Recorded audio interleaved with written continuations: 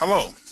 Thank you for joining the Wisconsin Department of Revenue for our webinar on understanding Wisconsin Homestead Credit for Landlords and Property Managers. My name is Tommy Jones, a Revenue Tax Specialist here at the Department of Revenue, and I will be your presenter. In this presentation, you will learn how to properly fill out a rent certificate for your tenants, how to prevent having to redo rent certificates for your tenants, how to prepare the landlord section of the rent certificate, and why it's important to answer each question listed in that section of the rent certificate. You'll also learn where to find educational material and information on the Homestead Credit Program. Let's go into our presentation, Understanding Wisconsin Homestead Credit for Landlords and Property Managers. The Homestead Credit Program is designed to soften the impact on property taxes and rent by providing economic assistance in the form of a refundable credit. The credit was created in 1964 by the Wisconsin State Legislature. A few facts about the program. As I mentioned, it was created by the Wisconsin Legislature in 1964. The maximum credit a taxpayer can receive in 2012 was $1,168. In 2004, the Department of Revenue created the HEZ form to simplify the filing process and help taxpayers who had simple tax returns receive the homestead credit.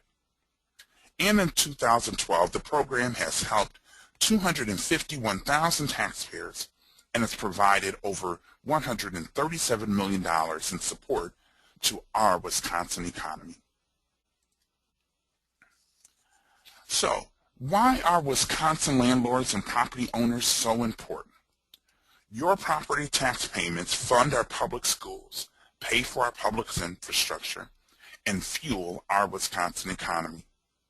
As landlords and property owners, you help Wisconsin Department of Revenue by providing accurate rent certificates for your tenants. So, should you fill out a rent certificate for your tenant? Your main role as a landlord or property manager is to fill out your tenant's rent certificate that they may provide to you. The Homestead Credit Program relies on accurate information provided by you, the landlord or property manager. If your property is subject to property taxes, you may fill out a rent certificate for your tenant. If your property is not subject to property taxes, and you are a municipal housing authority under Section 661201 of Wisconsin state statutes that makes payments in lieu of taxes, you may fill out a rent certificate for your tenant. A great example of that would be the Milwaukee Housing Authority. As a landlord or property manager, you have a right to refuse participating in the Homestead Credit Program by not filling out a rent certificate for your tenant. Please note that as a friendly reminder, you cannot charge a tenant for filling out a rent certificate. All right, let's go into our presentation. In the next few slides, we'll go over the rent certificate form of this presentation. The rent certificate is a form provided to you by your tenant. The top portion of the form should be filled out by your tenant prior to you filling out the landlord section of the form. This form has three sections: renter or claimant, landlord, and shared living expense schedule. We ask that the information placed on the form have no alterations, whiteouts, or eraser marks. We also ask that the information is printed legibly for our Homestead Credit Department to review. Let's go into the landlord or property manager section of this form. Questions 6 through 8. We ask for you to print your name, address, and telephone number. This information helps our Homestead Credit Department if any questions arise. Question 9A. This question simply asks if your property, which is on line 3 of the renter section of the form, is subject to property taxes. Please check the box that applies. If you check the box yes, proceed to question 10A. If you check no, proceed to question 9B. In question 9B, if your property is not subject to property taxes and you are a municipal housing authority that makes payments in lieu of property taxes, you would then check the box in 9B that's on the top right. Let's move on to our next slide. Questions 10. Question 10A of the rent certificate form will need to be completed if you are renting a mobile or manufactured home or a mobile or manufactured home site.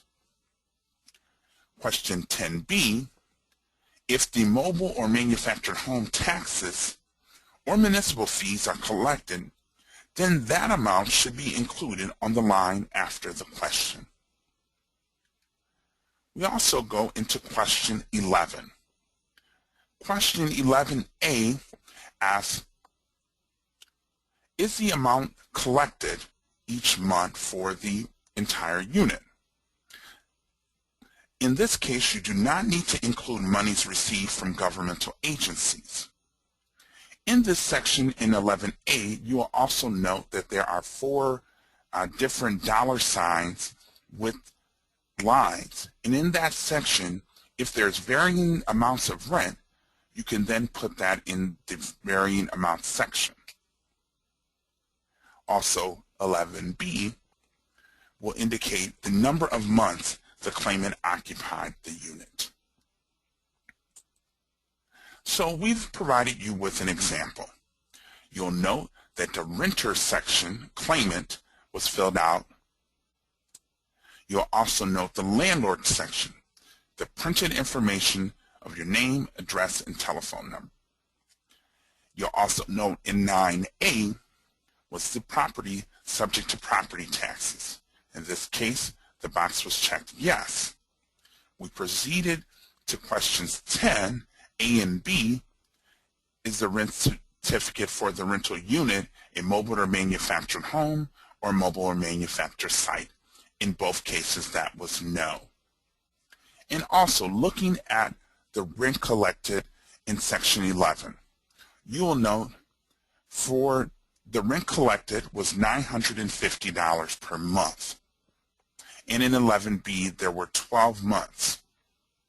You'll also note, as mentioned before, the varying sections if there were different amounts of rent collected and if there were different amounts of months that for the rent collected. And as you can see in this example, $950 was collected for 12 months, which coincided with question 4 of the renter section that was provided. Let's go back into our example. Question 11C. Question 11C is an important question. What was the total amount of rent collected for this rental unit? Again, you do not need to include any monies received from governmental units, agencies. In 11D, it indicates the number of adult occupants over the age of 18. This section can include adult children. You do not need to include the spouse of a tenant or a child under the age of 18. 11E, you will need to fill in the total amount rent collected during the year for your tenant. Again, we ask that amounts received directly from a governmental agency be not included in this section. Back to our example. As you'll note in 11C, that this equals $11,400. This was the total amount from 11A and 11B equaling that amount. In this case, our renter had 3 occupants in the rental unit that did not include the spouse or children under 18. And the renter's share was $6,000. Now we talked about a shared living expense schedule.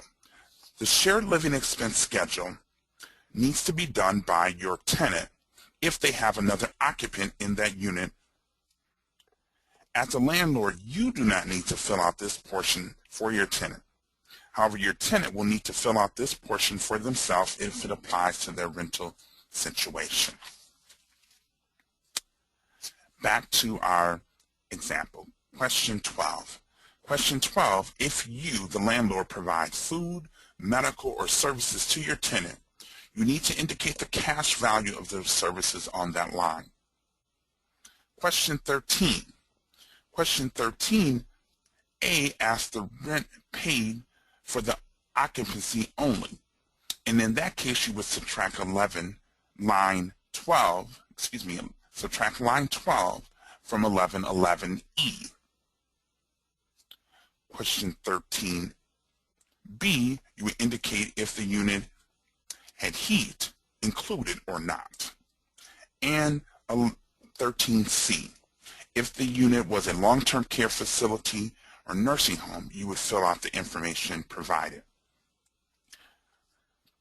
And lastly, we'd ask that you do not forget to sign and date this form. We also ask that you print your name under your signature section as well. If we go back into the example, the renter's share in 11E was $6,000. The value of food services provided by the landlord, in this case there were no dollars provided. And in question 13A, you subtracted from 12 from line 11E, it was 6,000.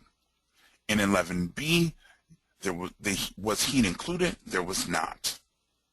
And as you'll note, the signature and date and the printed name and date. All right. The Wisconsin Department of Revenue is pleased to provide various resources on its website. The Department of Revenue's Homestead Credit Department has a special web portal, as you'll note. We also provide a media center where you will see various videos regarding the Homestead Credit Program. The AERP tax program is available for your tenants as well. The United Way of Wisconsin by dialing 211, or the Internal Revenue's VITA program, which provides free tax assistance for your tenants. All right, we come to the end of this presentation. If you have any questions, you can stop by our office at 2135 Rimrock Road, Madison, Wisconsin. You can give us a call in our customer service area at 608-266-2486, or you can email us at dorvita@revenue.wi.gov. Again, we thank you for joining us on this presentation on understanding Wisconsin Homestead Credit for landlords and property managers. Have a great day.